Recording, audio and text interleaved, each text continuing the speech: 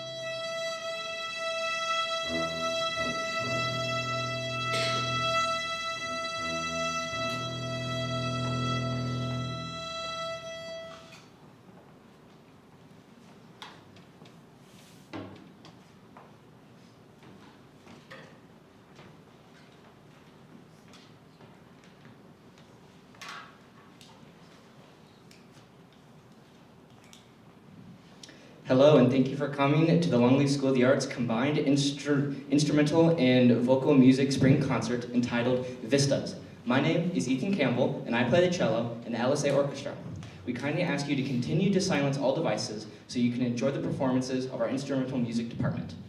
Tonight, we're going to hear music from the LSA Orchestra and from the LSA Wind Ensemble. Our first piece is Habanera from Carmen Suite No. 2, composed by George Bizet in 1875. Conducting tonight is our Director of Instrumental Music, Mr. Bailey Rose. Please welcome Mr. Rose and the Longleaf Orchestra.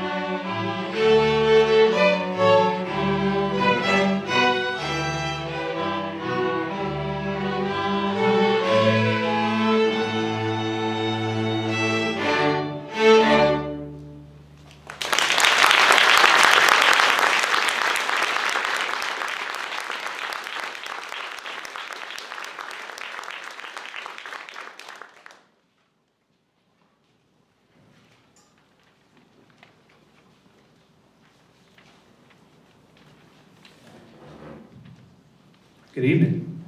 Good evening. Thank you. My name is Bailey Rose, and I have the pleasure of serving as the Director of Instrumental Music here at Longleaf. Thank you for coming out tonight. This is the LSA Orchestra. This consists of musicians that have been playing at least 3 years. They're in the proficient and advanced levels of instrumental music here at LSA. A little bit about our next piece. It's entitled Evening Dusk. The composer Yukiko Nishimura is a composer and pianist that was born in Japan in 1967. Nishimura studied in Tokyo at the Tokyo National University of the Arts. She also studied at the University of Miami and the Manhattan School of Music. Nishimura has been the recipient of numerous composition awards and is a luminary living composer for strings and wind band. The piece you're about to hear, Evening Dusk, was written in 2019 and is inspired by scenes witnessed at the end of the day as the sun fades over the horizon.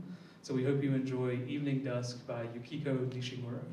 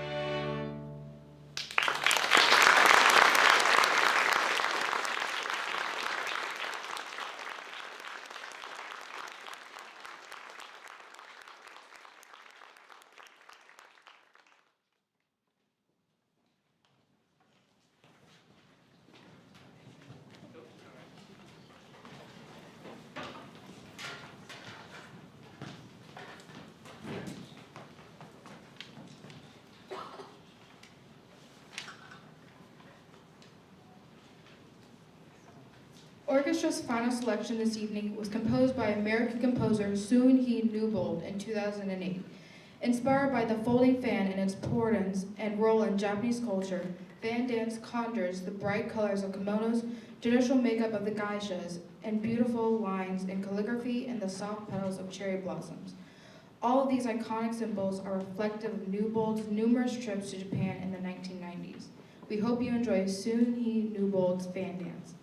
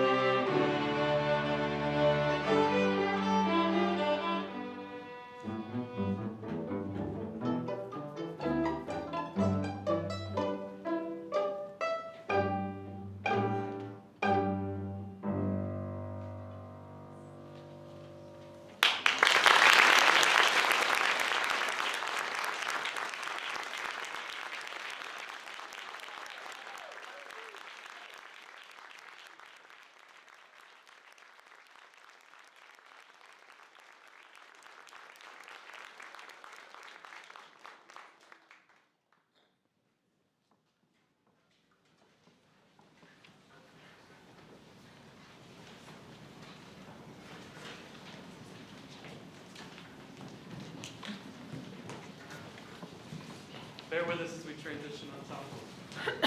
Top of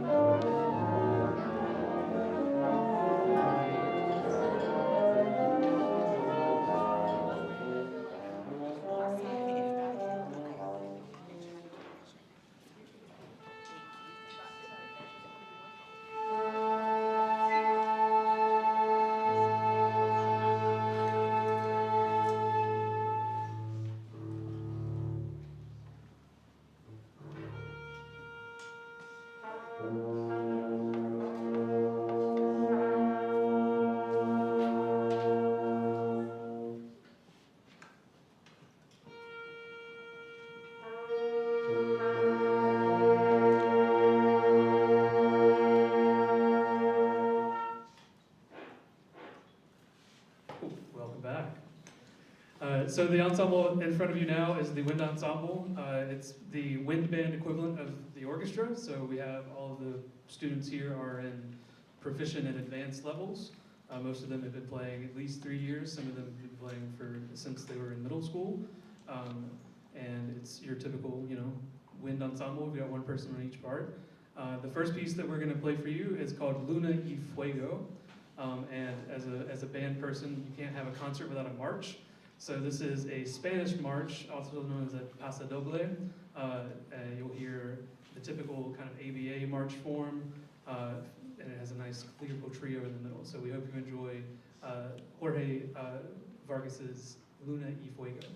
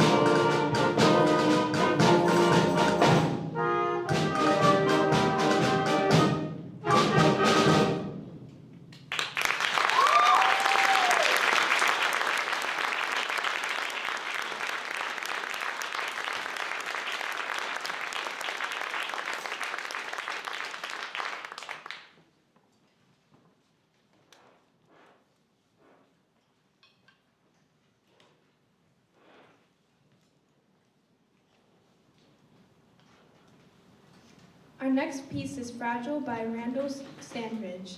Part of the Unbroken project, Fragile depicts the journey of a person realizing and dealing with a mental health issue. The piece starts very softly, with both beauty and dissonance. The individual of our story is aware that something is wrong, but is trying to bravely persist. As the first segment concludes, dissonant sounds represent the onset of a mental health crisis. The second section begins manic and violently as the individual struggles with their condition, as everything seems to be in the darkness. The piece builds up to a breaking point. Finally, the third section repeats the original theme, unaccompanied, representing the individual resuming their life slowly, hopeful, but knowing that the cycle will repeat.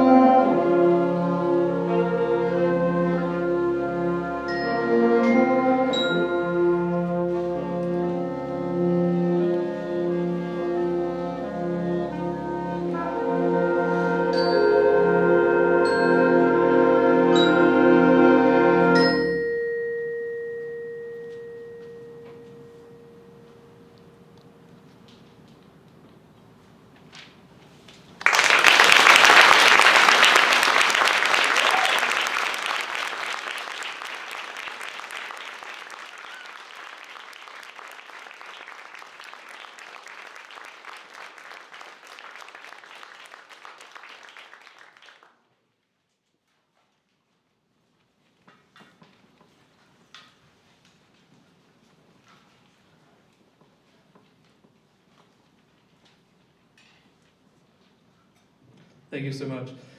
So as usual, it takes a village to do any kind of event, especially a concert. So I have a list of people that I need to thank before we do our last piece. The first group of people are some community musicians that have given their time to come and play with the wind ensemble and with orchestra. So I'd like to thank them individually, and all of us give them a round of applause. First we have Noriko Ash on trumpet. Noriko, thank you. We have Ashley Bergman on trombone. Thank you. We have Samantha Askew on euphonium. We have Richard Cassidy on tuba. I'm gonna wait for the plane to go over because I can't, it's like in my head, it won't stop. Okay. We have Emily Michael on bass. Thank you, Emily. We have Chris Wolf on percussion. Thank you, Chris. And then, he's not in the program, but he kind of jumped in the last minute. We have LSA alumni Sam Kyle, also on percussion.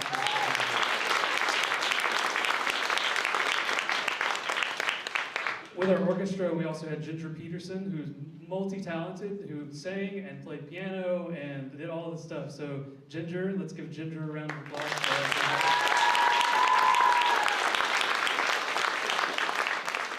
Obviously, we don't have a crowd of teenagers hanging around backstage, so we have green rooms across the hall. Those are classrooms during the day, so I'd like to thank Miss Elise Jansen and Mr. Clayton Barrier for using their rooms as green rooms.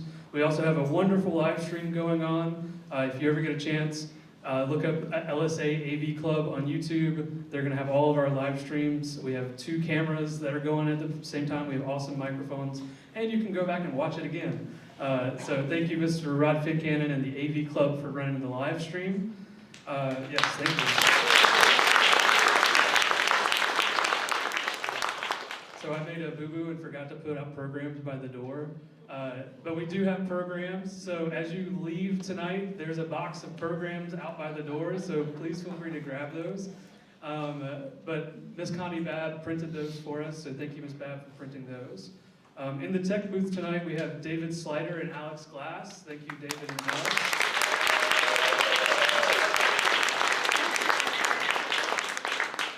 This is also a classroom space during the day. This is Miss Virginia Smith's classroom, and they're in the middle of preparations for Into the Woods, so they actually tore down their entire set for us. And they obviously, you see the painted floor. As soon as the concert ends tonight, I think tickets are going to go live for Into the Woods, which is in April, so it's going to be a fantastic production, so please come back and see Into the Woods. But thank you, Ms. Smith, for letting us use your space and doing all the things that you do behind the scenes for tickets and lights and sound and all of that stuff, so thank you, Ms. Smith.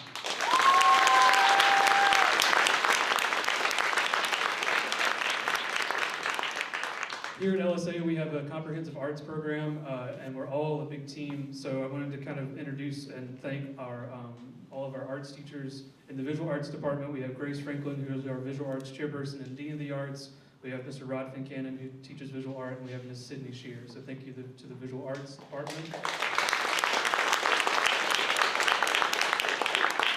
I have the pleasure of serving as the performing arts department chair, and our performing arts department are myself for instrumental music. We have Ms. Elise Jansen for dance, and then we also have Dr. Terrell Hooper for choral. So thank you to the performing arts department. Yes. And I also forgot to thank Mr. Clayton Barrier, who's part of our visual arts department. Mr. Barrier teaches somatics and physical education and theater history. So thank you, Mr. Barrier, for all your work. I can feel that everybody's like, all right, stop talking, Mr. Rose. All right. I've got a couple more things. We have a bunch of teachers in the audience tonight, LSA teachers. So if you're an LSA teacher, could you please stand for me? Thank you.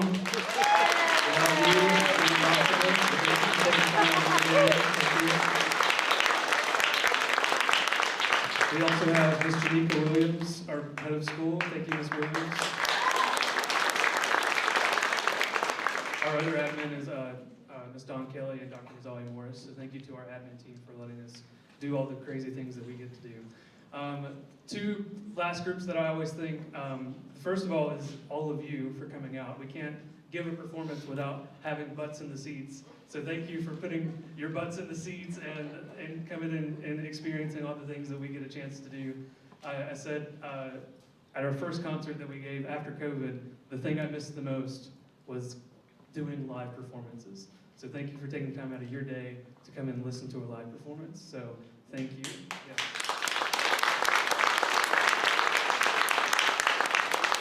And then last but not least, I'd like to thank all the students that make this happen, the students you see on the stage, the students that are in the green room, the students that are in the audience. So let's give one big last round of applause.